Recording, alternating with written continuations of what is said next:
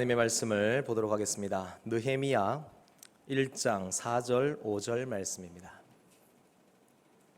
느헤미야 1장 4절 5절 말씀입니다. 구약성경 727페이지에 있습니다.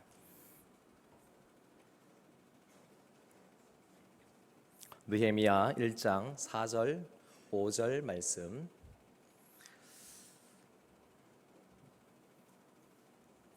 한 목소리로 함께 읽겠습니다. 내가 이 말을 듣고 앉아서 울고 수일 동안 슬퍼하며 하늘의 하나님 앞에 금식하며 기도하여 이르되, 하늘의 하나님 여호와, 크고 두려우신 하나님이여, 주를 사랑하고 주의 계명을 지키는 자에게 언약을 지키시며 긍휼을 베푸시는 주여 간구하나이다. 아멘. 오늘 말씀의 제목은, 저를 한번 따라할까요? 눈물이 믿음을 만나 기도가 됩니다. 다시 한번 해보겠습니다. 눈물이 믿음을 만나 기도가 됩니다. 매주 금요일 밤 중고등부 아이들 12명이 모여서 제자훈련을 받고 있습니다. 딱 억지로 그렇게 모으려고 한 건 아닌데 딱 예수님의 12제자처럼 12명이 딱 모였습니다. 그렇게 해서 제자훈련을 받는데, 제자훈련의 하이라이트는 아무래도 한 주 동안의 숙제죠. 그래서 그 숙제를 통해서 아이들이 영적으로 또 신앙적으로 훈련을 하는 그런 시간을 가집니다. 혹시 자녀들 중에 제자훈련 받고 있는 아이들이 있다면 숙제 잘 하라고 하십시오. 꼭 챙기셔야 됩니다. 왜냐하면 영적으로도 중요하지만 벌금이 좀 셉니다.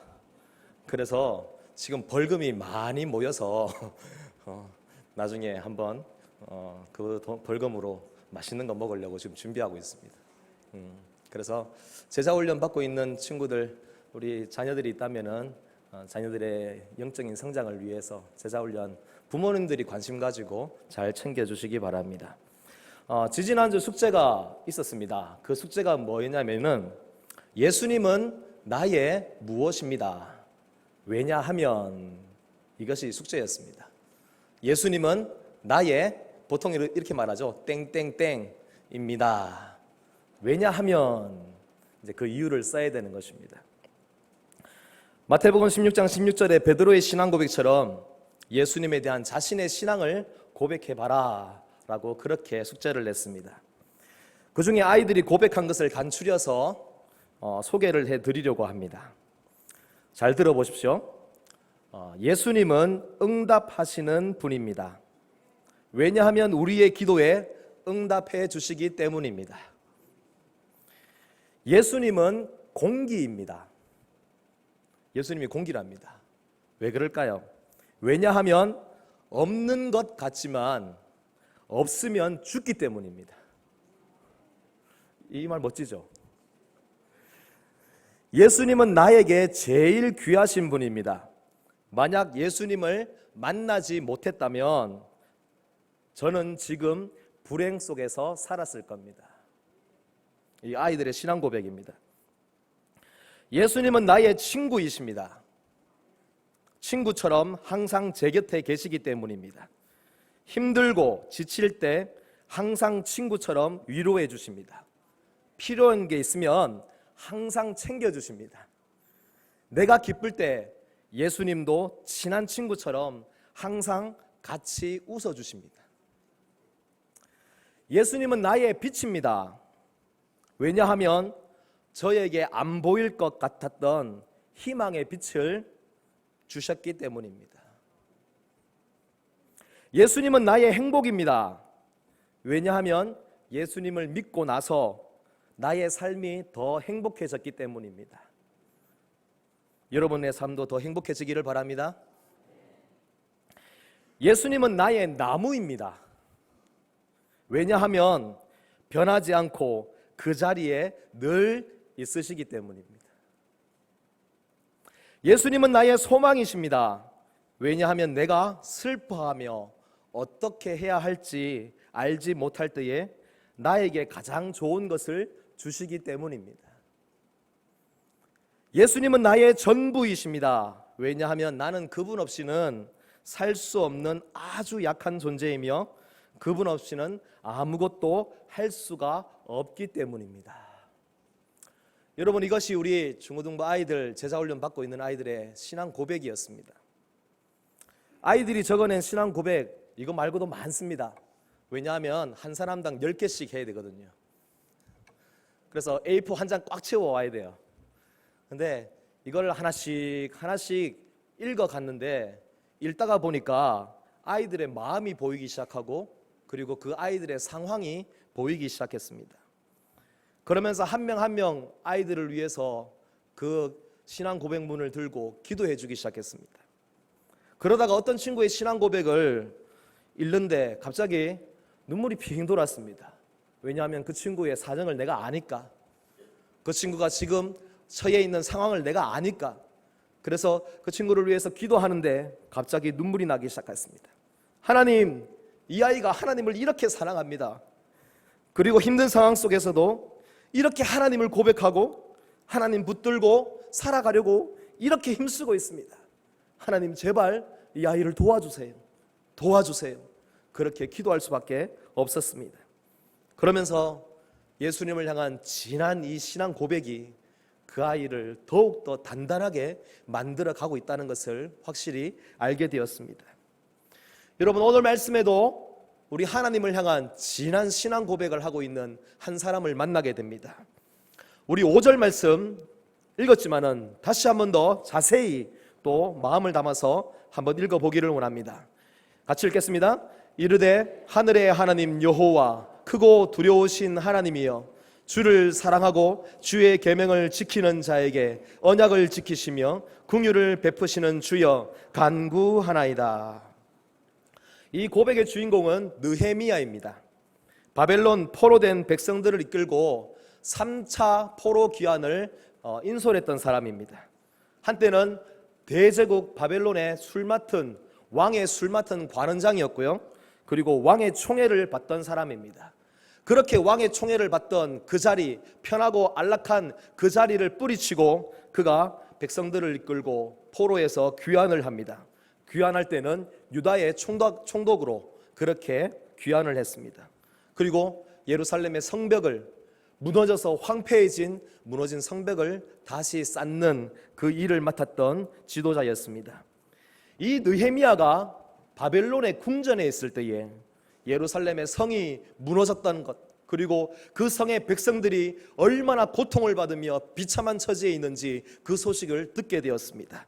그 소식을 듣고 그의 마음에 그냥 그대로 있을 수 없었습니다. 마음이 타들어가고 그의 마음에 눈물이 채워지기 시작했습니다. 수일 동안 울었다라고 되어 있는데 자그마치 4개월이라는 시간 동안 그렇게 기도하며 금식하며 하나님 앞에 부르짖기 시작했습니다.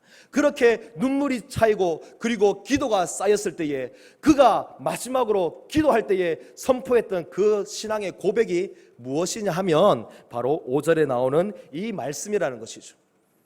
5절에 나오는 말씀을 여러분 자세히 보시면 두 부분으로 나눠집니다. 첫째는 하늘의 하나님 여호와 크고 두려우신 하나님이여, 이렇게 부릅니다. 그리고 또 하나는 뭐냐 하면 주를 사랑하고 주의 계명을 지키는 자에게 언약을 지키시며 긍휼을 베푸시는 주여. 이렇게 두 가지 신앙의 고백을 하고 있습니다. 하나님께 간절히 매달렸습니다. 울었습니다. 금식했습니다. 기도했습니다. 그때 그가 그 깊은 영적인 충만함 가운데서 외쳤던 이 신앙의 고백은 아주 중요한 의미를 가집니다. 왜냐하면요, 이렇게 신앙 고백을 하면서 느헤미야의 마음속에 이런 생각인 거예요. 하나님은 이런 하나님이시잖아요. 하나님은 우리에게 이런 하나님이 아닙니까?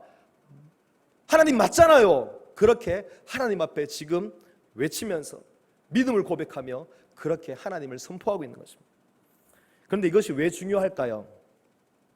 이것이 중요한 이유가 있습니다. 느헤미야가 부르짖을 때에 무너졌던 예루살렘에 살던 그때 이스라엘 백성들은 어땠을까요? 포로로 끌려간 백성들의 마음과 생각은 어땠을까요? 그들은 하나님을 어떻게 고백하고 있었을까요? 그들은 무너진 예루살렘, 끊임없는 외적의 침입, 가난과 굶주림, 두려움, 불안정한 생활 가운데 있었던 사람들입니다. 그런 상황들 속에서 헤어나지 못하고 그렇게 힘든 나날을 보내면서 그들이 하나님을 어떻게 생각하고 있었을까요? 이방 민족들이 조롱합니다. 너희들의 하나님은 어디 계시냐? 너희들의 하나님이 과연 계시기는 한 것이냐?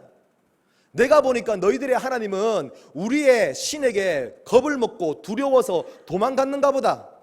아니면은 지금 깊이 잠들어서 깨어나지 못하고 있는가 보다. 한번 깨워볼래? 너희들의 신은 어디 있느냐? 너희들의 신을 믿지 말고 우리의 신을 믿어라. 우리의 신이 최고다. 이런 조롱의 말을 들으면서 그들은 번번이 대답 한번 못하는 것이죠.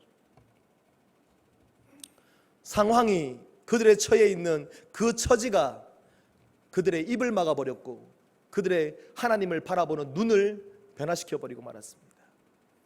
사랑하는 성도 여러분, 여러분은 생활의 어떠함이, 여러분의 환경의 어떠함이 여러분이 바라보는 그 하나님에 대한 믿음의 고백을 변화시키는 그런 일이 없기를 바랍니다. 내 상황이, 내가 살아가고 있는 환경이 어떠할지라도 나는 나의 주 하나님을 믿고 그 하나님을 의지하고 그 하나님이 나의 능력이요 그 하나님이 살아계심을 분명히 선포하며 살아갈 수 있는 여러분이 될 수 있기를 바랍니다. 느헤미야는 지금 그 상황에 빠져 있는 사람이 아니라 그 상황을 넘어서 그 상황을 믿음으로 이겨서 하나님을 고백하고 있습니다. 하나님은 내가 알기에, 내가 믿기에 하나님은 하늘의 하나님이십니다. 이 땅에 사람들이 만들어낸 그런 하찮은 신이 아니라, 하찮은 우상이 아니라 우리 하나님은 하늘의 하나님이십니다. 그 하나님은 모든 신들보다 위대하시며 크고 두려우신 하나님이십니다. 주님을 사랑하고 주의 계명을 지키는 자에게는 하나님은 반드시 언약을 지키시는 하나님이십니다. 긍휼을 베푸시는 하나님이십니다. 이것이 바로 그의 믿음의 고백이었다는 것입니다. 그런데 여러분, 이 믿음의 고백대로 하나님은 하십니다. 그가 기도하면서 그의 첫 번째 기도의 말로 외쳤을 때에 하나님이 이런 분입니다 라고 그렇게 외쳤을 때에 그의 믿음의 고백대로 하나님은 그 기도를 듣고 그 기도대로 하시는 것입니다. 이를 행하는 여호와, 그것을 지어 성취하는 여호와, 하나님께서 그것을 이끌어 가시고 느헤미야의 기도의 소리, 그 믿음의 고백의 소리를 듣고 계시고 이끌어 가시고 성취하고 계신다는 것입니다. 여러분에게도 숙제를 한번 내봅니다. 예수님은 여러분에게 어떤 분이십니까? 왜 그렇습니까? 잠깐 한번 생각해 보시겠습니까? 한 개만, 여러분한테 10개를 하라고 저는 안 하겠습니다. 예수님은 나의 무엇입니다. 생각했습니까? 옆에 있는 분에게 한번 말씀해 보시겠습니까? 예수님은 나의 무엇입니다. 시작.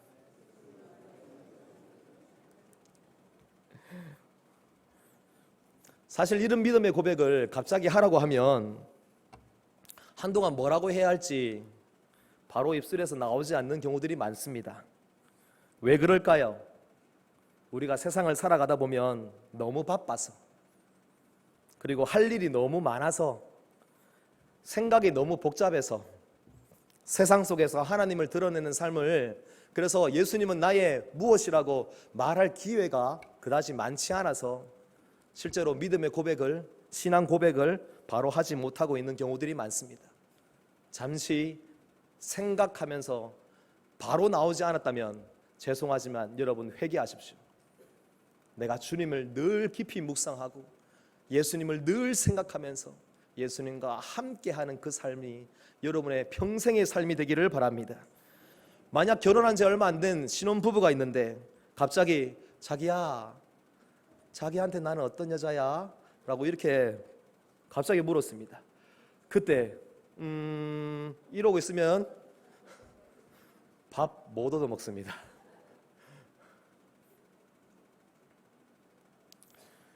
결혼한 지 한참 되고 오래된 사이인데 어느 날 갑자기 아내가 여봉 자기한테 나는 어떤 여자야? 라고 이렇게 얘기했는데 이게 미친나 이러면 큰일 납니다. 여러분, 예수님을 여러분은 어떻게 고백합니까? 제가 거제호산나 교회에 와서 처음으로 오전 예배 설교를 합니다. 많이 떨릴 것 같았는데 실제로는 저는 사람이 많을수록 안 떨리는 사람입니다. 오히려 숫자가 작으면 더 많이 떨립니다. 하고 많은 주제 중에 왜 제가 이런 말을 계속하고 있을까요? 오늘 말씀의 핵심 중에 하나입니다. 제가 왜 지금 하고 많은 주제 중에 왜 여러분에게 믿음의 고백을 해라, 신앙의 고백을 해라, 예수님에 대해서 여러분은 어떻게 고백하십니까? 자꾸 제가 이렇게 말을 하고 있을까요? 제가 집요하게 여러분에게 이렇게 신앙 고백하라고 하는 이유는요, 예수님이 이런 신앙 고백을 참 좋아하십니다. 첫 번째로는. 그래서 예수님은요, 제자들에게 계속해서 신앙 고백하든지 예수님이 어떤 분인지 자꾸 묻습니다. 얘들아, 사람들이 나를 누구라고 하느냐? 너희들이 들은 얘기를 한번 해봐라. 그래서 예수님, 사람들이 이렇게 말하고 저렇게 말하고 예수님이 이런 분이라고 합니다. 그래? 그러면 있잖아. 그럼 너는 나를 누구라고 생각하는데? 세상 사람들이 뭐라고 하든 그건 예수님의 관심이 아니에요. 예수님의 관심은 네가, 그럼 너는 나를 누구라고 생각하느냐? 예수님을 배신하고 떠났던 그 베드로를 향해서 다시 오셔서 이렇게 말합니다. 베드로야, 네가 나 사랑하지? 진짜지?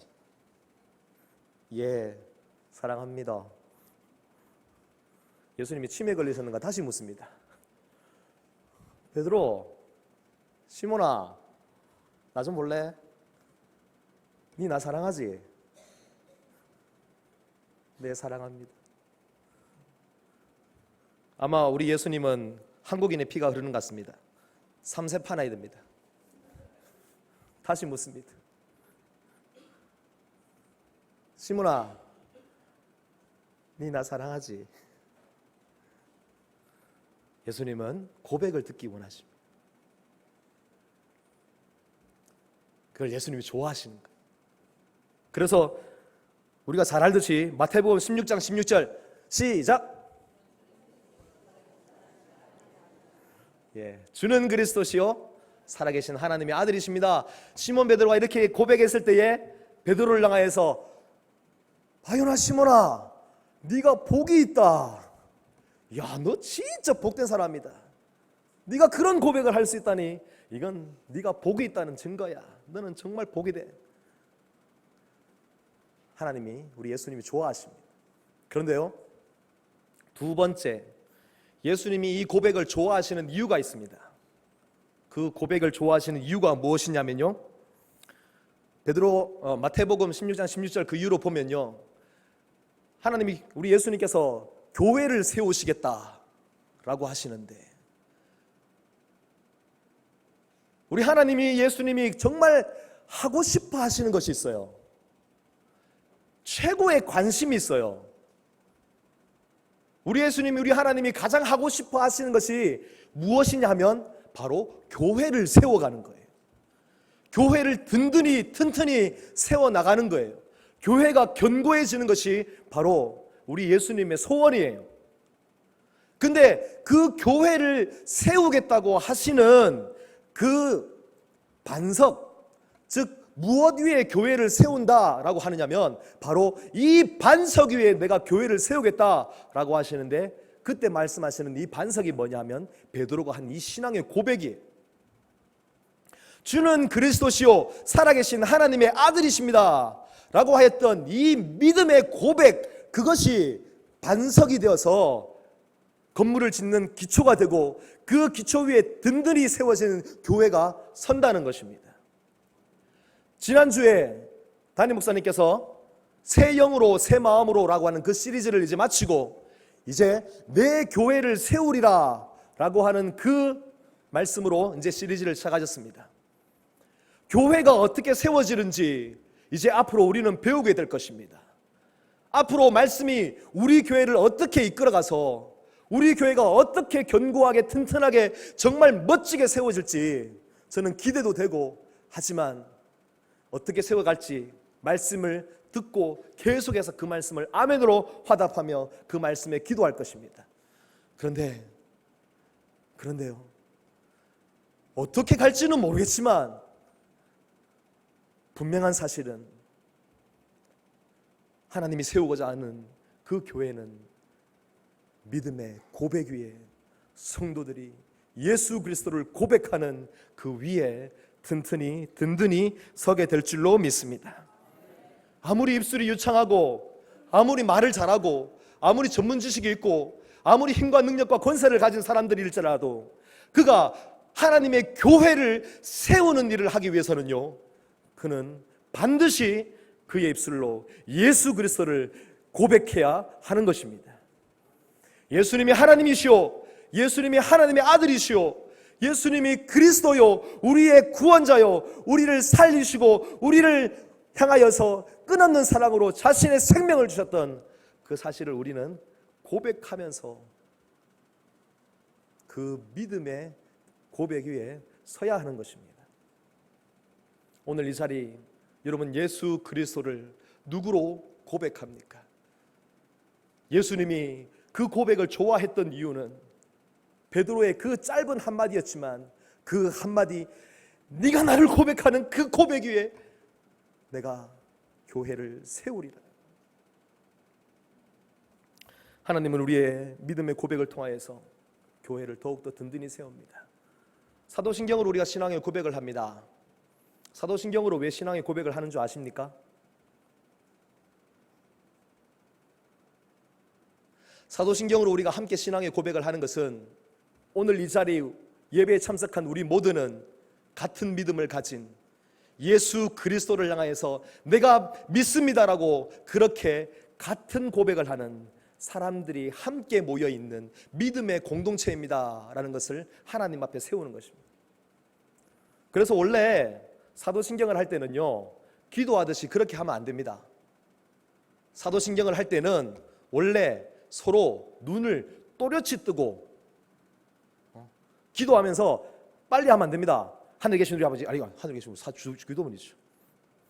나는 전능하신 하나님 아버지를 믿어. 우리가 이렇게 고백을 하잖아요. 근데 막 주문하듯이 빨리 막 하는 게 아니라 서로를 보면서, 옆에 있는 사람 보면서 네가 고백하는 나의 하나님, 내가 고백하는 너의 하나님, 서로 같이 한 목소리로 같은 하나님을 고백하는구나. 그렇게 하면서 우리는 믿음으로 하나입니다 라고 하는 그것을 고백하는 그 시간이 바로 사도신경을 고백하는 시간입니다.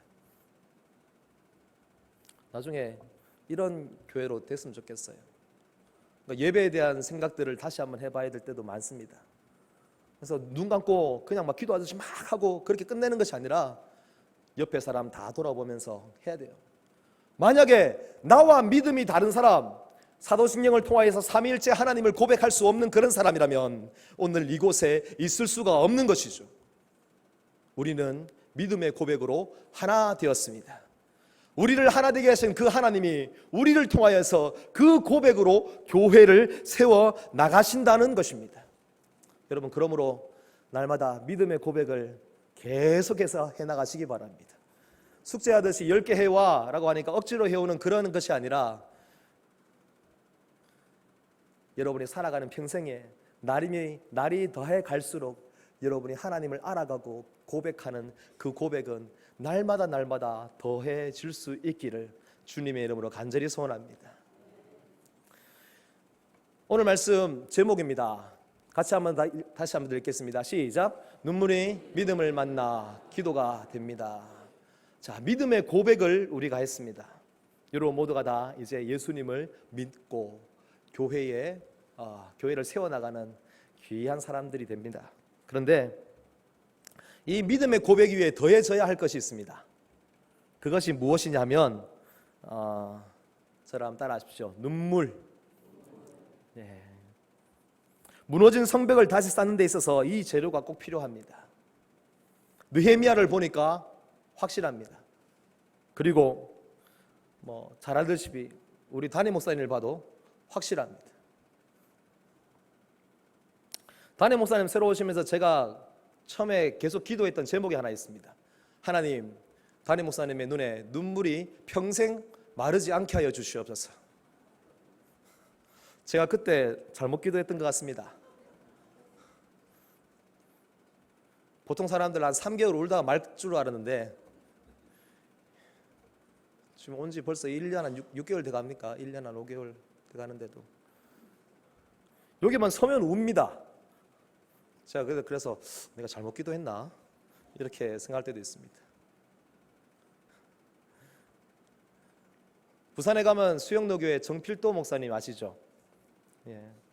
제가 부산 횃불에 지금으로부터 한 10몇 년 전에 강도사 때 또 목사 안수받고 초년병 때 그때 부산에 있을 때에 부산 횃불에라고 하는 목사님들 함께 모여서 강의 듣는 그 월요일마다 강의가 있는 그 횃불에 참석을 많이 했습니다. 수영로 교회에서 하다 보니까 개회 예배, 폐회 예배 또 중간에 특별 강사로 정필도 목사님 많이 오셨는데 솔직히 말씀드리면 정필도 목사님 하는 얘기는 맨날 똑같습니다.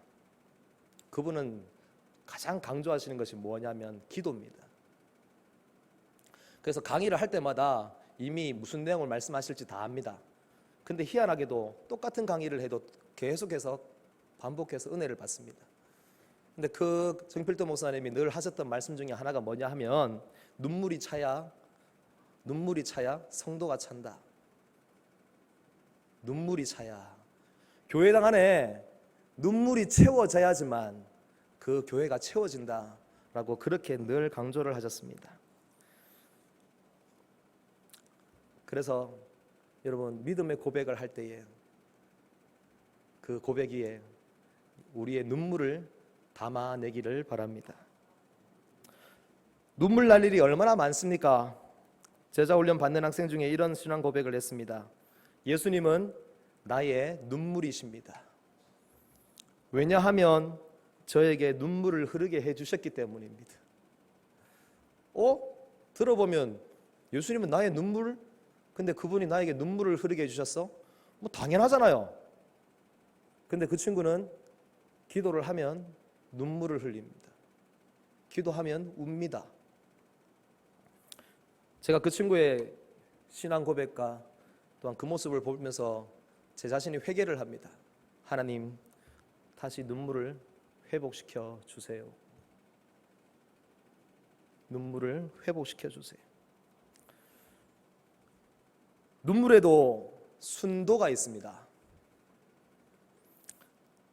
눈물 날 일 많은 세상에서 그 눈물을 하나님께 드리며 믿음으로 고백하고 기도하면 하나님께서 우리의 모든 형편을 살피시고 도우시고 회복시키시고 역전시키시고 잘되게 하시고 풍성하게 하실 줄로 믿습니다. 눈물의 자리에 머물러서 그냥 마냥 울지만 마시고 여러분의 사정과 형편을 누구보다 잘 알고 계시는 여러분의 마음을 만지시는 그 하나님 앞에 나와서 눈물로 기도하시기 바랍니다. 하나님이 여러분의 눈물을 들어주실 줄로 믿습니다. 그런데 눈물의 순도가 있다고 그랬죠. 눈물의 순도 조금 더 여러분 교회에 또한 교회를 세우기를 원하시는 그 하나님의 마음에 합한 기도로 나아가시기 바랍니다. 제가 어머니 이제 예전에죠. 아주 오랜 옛날에 좀 살기가 힘들었을 때 어머니가 늘 뭐라고 말씀하시느냐면 앉으나 서나 제가 이렇게 말하니까 당신 생각 말씀하시는 분도 계시고 조금 영적으로 좀 깨어나신 분은 주님 생각 이렇게 하시는데, 앉으나 서나 주여, 앉을 때 주여, 일어서면서 아이고 주여 이렇게 하는 거예요. 주여 주여 주여, 맨날 주여 주여 하니까 제가 철이 좀 없었죠. 그 소리가 너무 듣기 싫은 거예요. 왜냐하면 신세 한탄처럼 느껴져가지고, 살기 힘들고 고단하고 얼마나 막 어려웠습니다. 근데 아무리 힘들어도 그냥 우리 주님 이름 부르면서 그냥 좀 주여, 땅이 꺼져라 주여 주여, 그렇게 하지 마시라고, 막 그렇게 좀 하지 마세요. 근데 아이고 니는 모른다 모른다 자꾸 이렇게 말씀하셨어요. 그런데 한밤중에 어느 날 자고 있는데 갑자기 주여 주여 주여,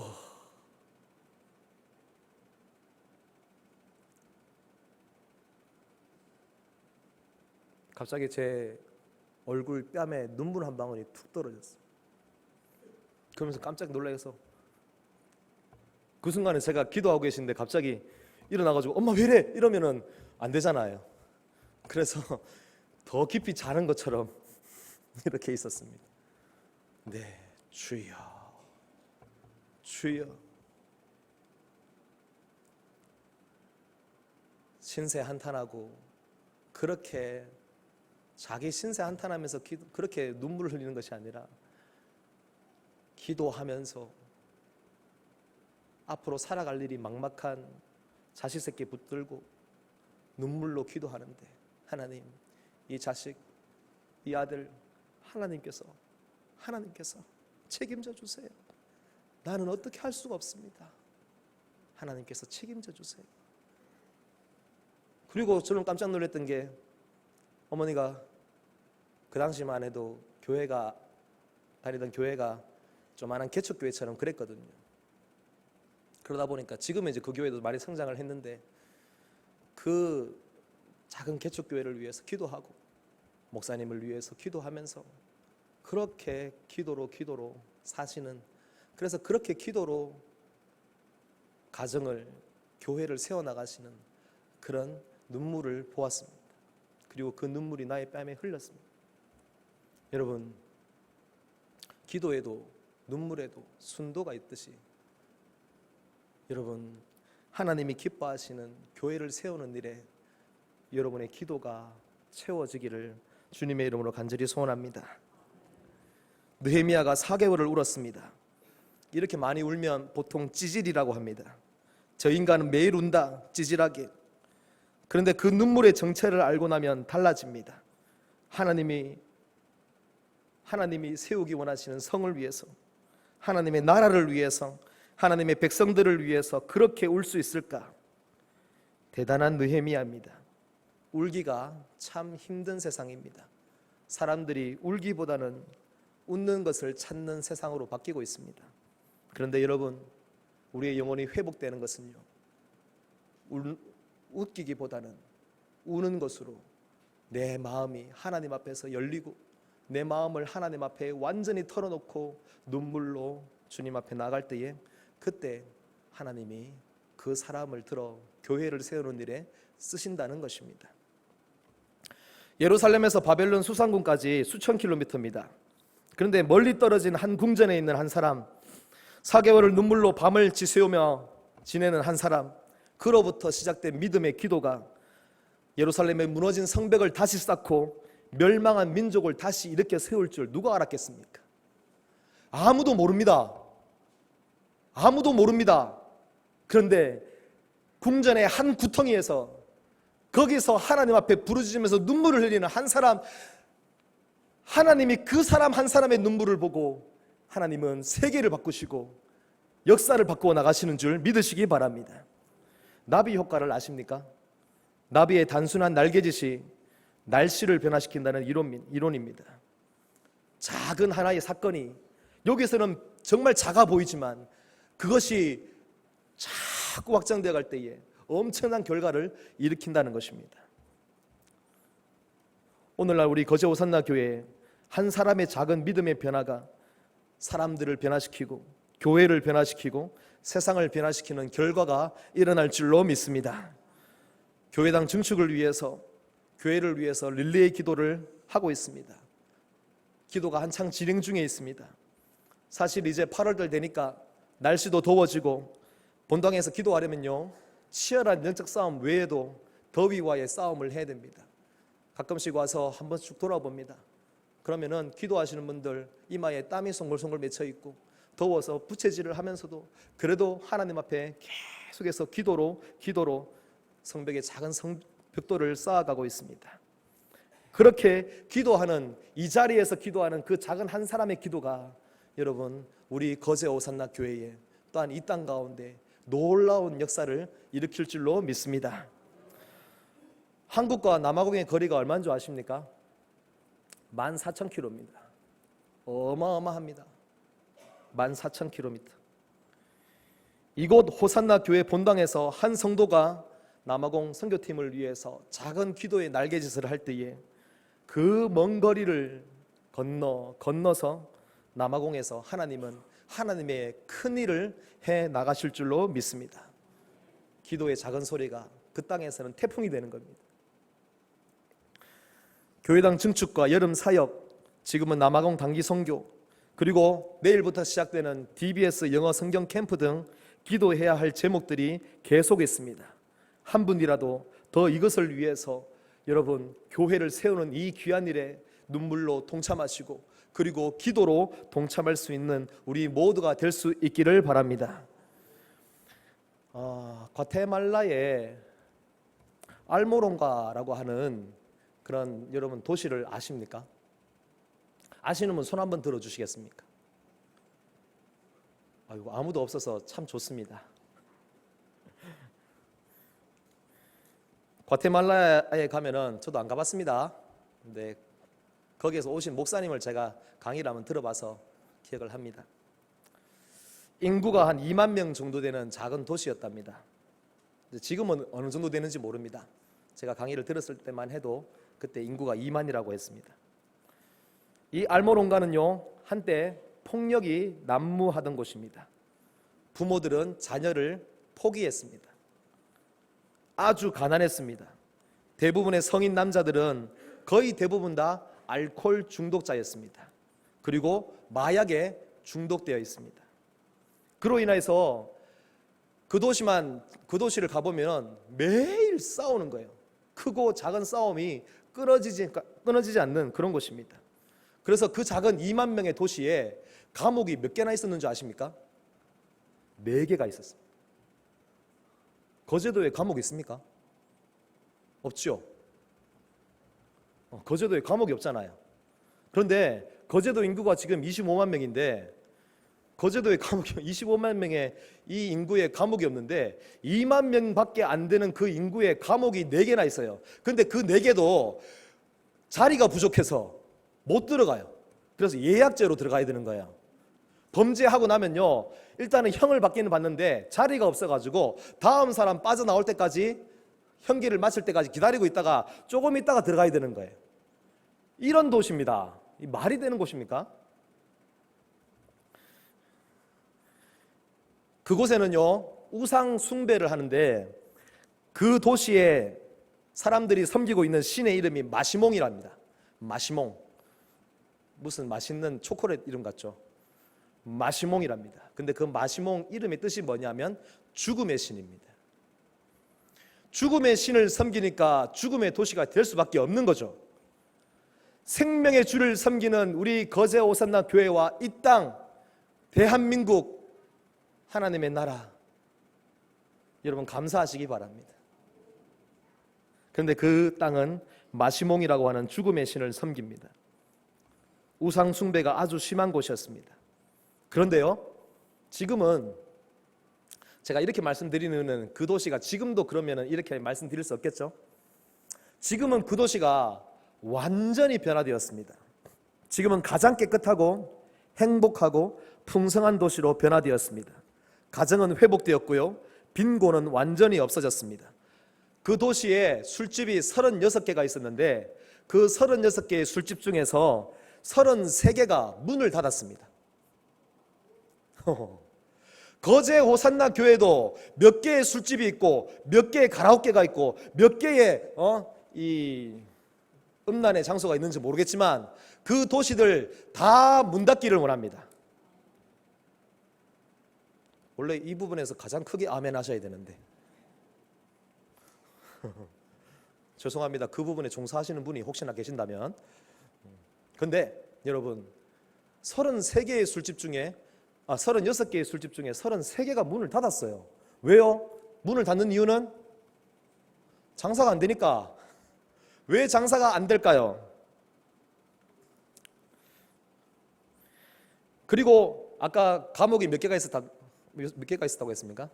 4개. 4개의 감옥이 이제는 쓸모가 없어졌습니다. 옛날에는 예약제로 기다리다가 들어갔던 그 감옥이 이제는 쓸모가 없어져서 감옥에 들어오는 사람이 없습니다. 그래서 그 감옥이 어떻게 쓰여지느냐 하면요, 관청이나 국가의 기관을 위해서 쓰여집니다. 학교로 쓰여지고.